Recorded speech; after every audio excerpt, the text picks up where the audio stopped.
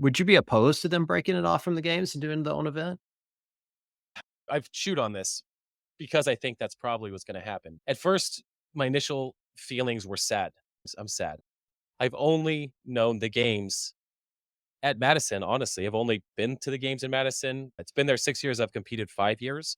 And it's always been a remarkable experience to be in that space. It's just so much energy. It's why we all go. If you've been to the games, you know that electricity that's there, and it's amazing. So initially, I was sad, but then I really shifted thinking about that opportunity that if it had its own space, and ideally it's I don't know, some sponsor, CrossFit Games, age group edition, whatever they call it, and it's its own event.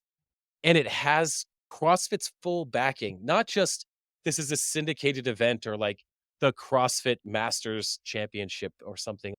I would love for it to really be CrossFit endorsed, a CrossFit experience, Yeah, have that at least like 50% of what they do there yeah. with volunteers and the organizational structure. If they do that, I think it would be amazing.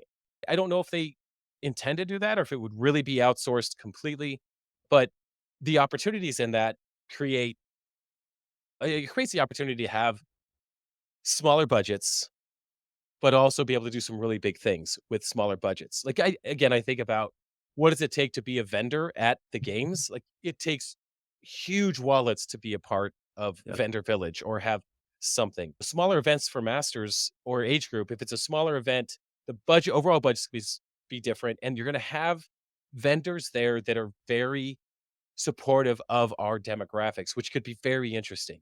We find out I agree with that. It if could we be can weird. convince. It could be weird Yeah, though, because to your point, you're losing the electricity that you guys want, which is to be at the games with the elites. But you could also make the counter argument if you put it at the right time of year, you could put more eyeballs. Nobody watches Masters now, no offense. But the only right. people watching Masters are the families and the gyms, which isn't an Yeah, insignificant number. The reason right. they're not watching it isn't because it's not exciting. It's because they want to go watch Pat Vellner and Ricky Garrard and Yes, whoever. And they're yes. usually at the same time.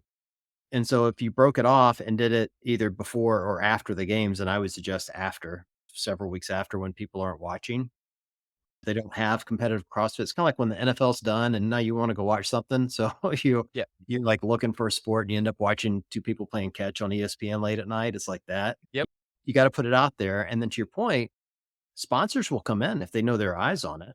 And yeah, you get real live sponsors, not just Joe Bob's Tackle Shack wanting yep, to sponsor some local comp. You're going to get Noble or Reebok or right. whoever wants to come in and truthfully, you probably could get one of these competing shoe companies that wants to get into the space because they know exactly what you said at the top of this.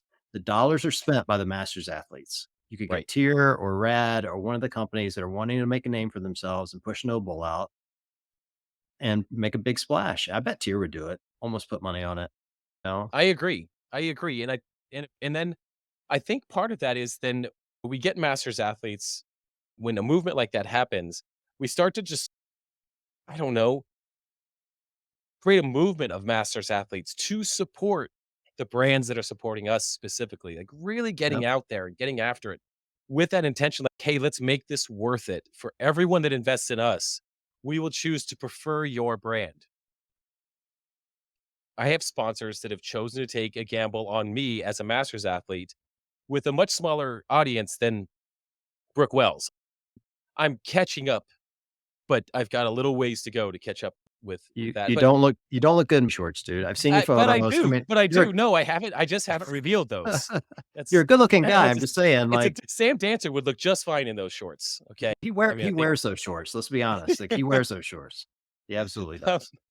but I have had these brands take a chance on me, and then I have very much experienced my fans or followers letting me know that they've chosen to work with or chosen to buy these products because of the sponsorship of a masters athlete. Not necessarily because of me, but because of the investment in a masters athlete, the confidence that they're putting out there. Yeah, I think there could be a real opportunity for that. And I also agree that it needs to be its own separate thing because we are generally as CrossFitters, we're junkies for this stuff. So if we can watch the live stream of whatever's going on in the Dubai Championship, or even I can't believe how mad we all were when the semifinals had the still camera, but we were because we're Yeah. all junkies for this. We want to watch all the heats. Yeah. We all know somebody. I knew a guy in the Western semifinals, and he was like in the first or second heat, and I wanted to watch every one of his events. And you throw that into some part of the season, and you're going to get people on a Saturday morning, like at their gym, they're doing their workout, and they've got the Masters CrossFit Games on because that's what CrossFit is broadcasting right now. So I think it could create a nice little opportunity for them and for us. Yeah, I think the crime here, I hate to use crime, that's what it felt like to me. Like the sin here was lack of transparency and the late notification. You get and then the messages that did come out felt celebratory. Hey, we're gonna have a camera and you're gonna get to watch it. And then it was like a horrible experience. If they Yeah. had come forth and said, hey, listen, you're gonna get one static camera, it's gonna be 100 yards from the field. All you're gonna get is audio. People would have understood. They would have complained, but they would have understood what they were getting into. And then if they'd Yes. come forward and say, "Hey, listen, we cut it because a live stream would have cost us 100 to $300,000, and we needed to reinvest that money into whatever they were going to put the money into." I Yeah, think just tell us what that is. yeah, we Like, could understand that. we had to buy more shoes. Not more Yeah, shoes, they didn't. The interesting thing that I think you and I talked about while we were at the games, we were thinking about the fact that you had this, like, sponsor, Noble, that was this huge sponsor. We've got 3 to $4,000 worth of apparel on us, and there's over 200, well over 200 masters, adaptive, and teenagers all wearing all of this apparel for 3 days, and no one sees it on a yeah. I broadcast. guarantee you they were not happy. I talked to someone at Noble. Just I've got friends there, and one of them said to me, they're not part of that team, so like they Yeah. wouldn't be the intimate no, but they were like, "Well, I bet my bosses are pissed." You know, Yeah, and I sure. would be too. If I just given you $4,000 worth of gear with the expectation that the champion of that division is gonna wear that all weekend and there's gonna be hundreds of photos and videos, and then there's Yeah, none, talk right. about no return on investment. Like, Seriously. that's a monster loss, and I just think of what that does to the partnership of CrossFit and Noble. Like, somebody at Noble is gonna has to be considering, "Hey, if we thought that maybe this is just a one-sided relationship and we're not getting everything out of it we should." Yeah, It's definitely unfortunate. I'll be interested to see where they go with age groups and adaptive athletes next year. I've heard that rumor that they're thinking of breaking it off, and I've heard the rumor of all the cities. We won't talk about those on the air. We'll sure, let everybody else sure. guess. Not Yeah, Birmingham, Alabama, though. we'll go off screen for that. I have some thoughts too. Not gonna be Birmingham, Alabama, I can tell you that. They don't like biscuits apparently, but I would be interested. I wouldn't be opposed to it. My only cautionary tale here is I just worry that we're not gonna get the full picture of what it's gonna look like based off of Yeah, previous communication, and I think that's where it's gonna take more of us that are in quote unquote media or content creating or whatever to continue to poke the bear and ask yeah, questions.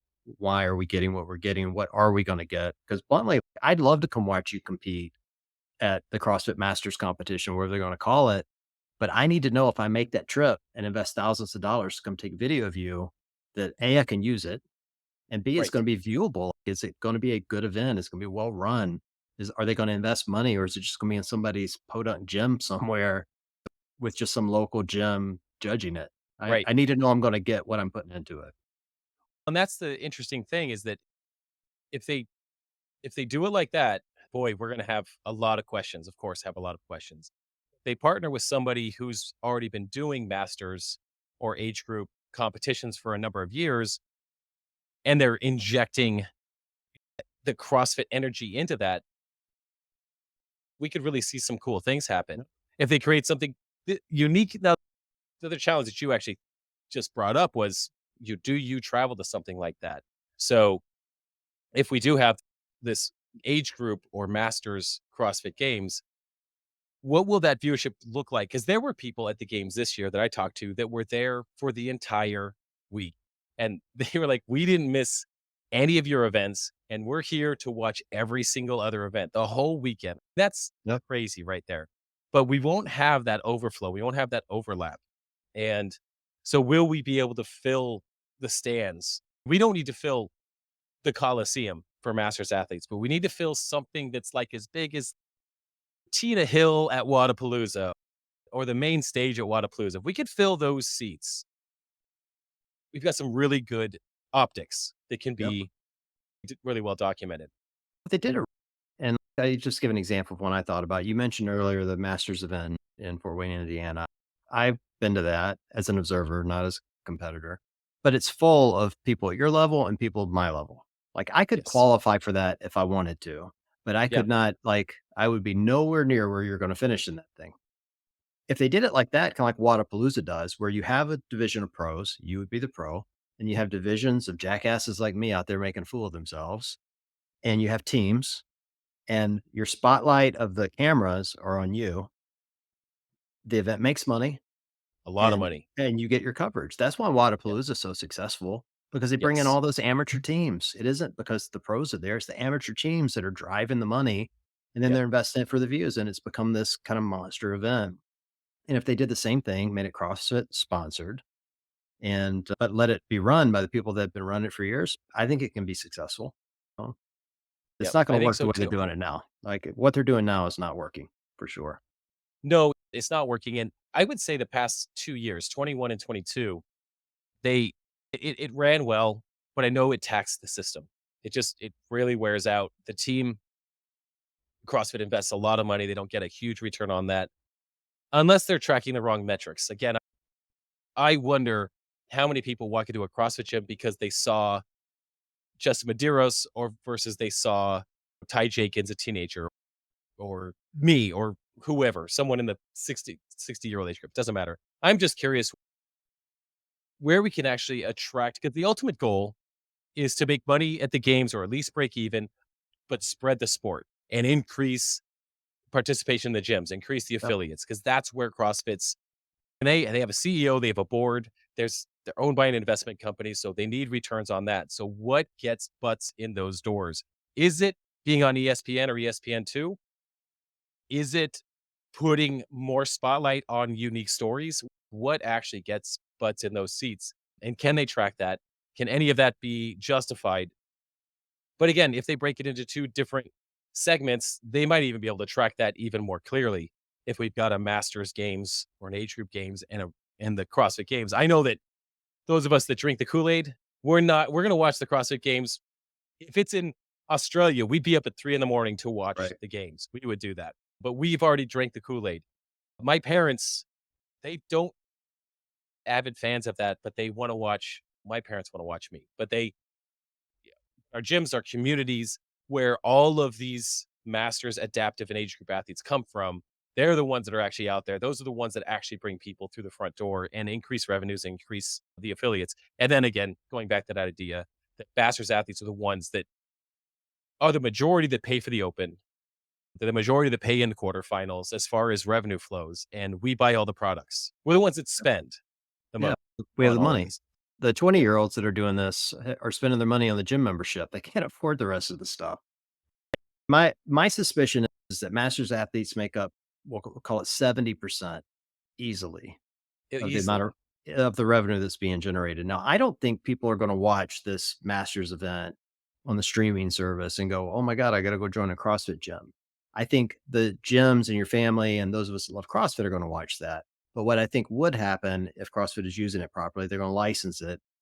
They're gonna bring a few of their own cameras in. They're gonna capture that content, and then they're gonna play it at the games. And if they're really smart, they'd do your event a month before the game so they can play it in the Coliseum.